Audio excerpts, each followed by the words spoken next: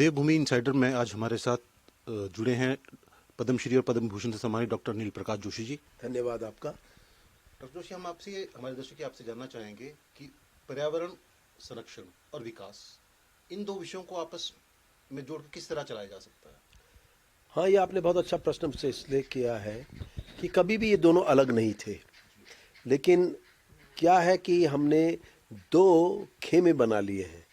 एक पर्यावरण के प्रति जो प्रेम से जुड़े हैं, वे इसके संरक्षण के प्रति अपना जिम्मेदारी को ज़्यादा मानते हुए किसी भी तरह के प्रकृति के विरुद्ध छेड़छाड़ को स्वीकार नहीं करते।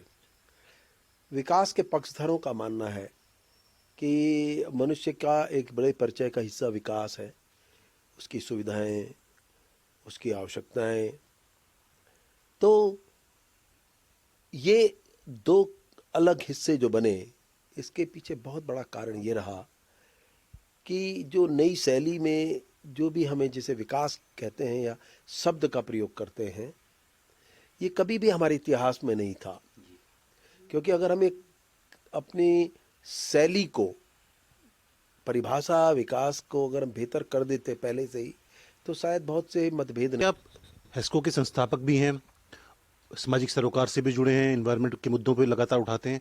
क्या कभी आपकी हेस्को की तरफ से, आपकी तरफ से सरकार को कोई सुझाव दिए गए हों कि क्या मॉडल होना चाहिए बेसिकली खाली होते गाँव को बचाने के लिए, हिमालय को बचाने के लिए? देखिए, आपने बड़ा अच्छा प्रश्न पूछा।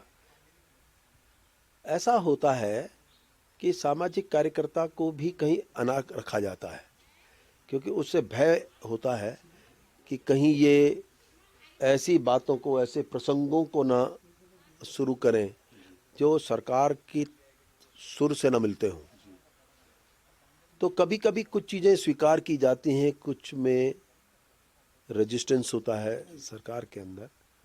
लेकिन मुझे लगता है कि मेरे और हेस्को के परिप्रेक्ष्य में ज़्यादातर यही हुआ है कि हम सक्षम रहे सरकार को कन्विंस करने में कई चीज़ों के मुद्दों को लेकर। जैसे प्रसाद एक उदाहरण है, घराट उदाहरण है। मैं पूरे देश की बात कर रहा हूँ, उत्तराखंड की बात नहीं कर रहा हूँ। और ऐसे कई तरह की योजनाएं हैं जिसके देश की सरकारों ने सराहा भी और स्वीकार भी किया है। लेकिन मेरा अब भी मानना है कि उत्तराखंड सरकार को, क्योंकि मैं यहाँ, मेरा राज्य है, एक दल ऐसा भी रखना चाहिए अपने पास जो रिटायर्ड लोग इतने ढेर सारे हैं, साइंटिस्ट हैं, बड़े बड़े पदों से होके आए हैं, इनकी समझ बड़ी गहरी है। उनको जोड़कर उत्तराखंड के लिए ढांचा क्या होना चाहिए, वो अगर सहायता ले, बिना अपना यह देखते हुए कि ये मानते हुए कि हमें कैसे इनसे सुझाव लेने चाहिए, हम पे एक बड़ी भारी टीम है संस्थानों की, सरकार की, थिंक टैंक की तरह, तो शायद वो उस रास्ते सुझा पाए।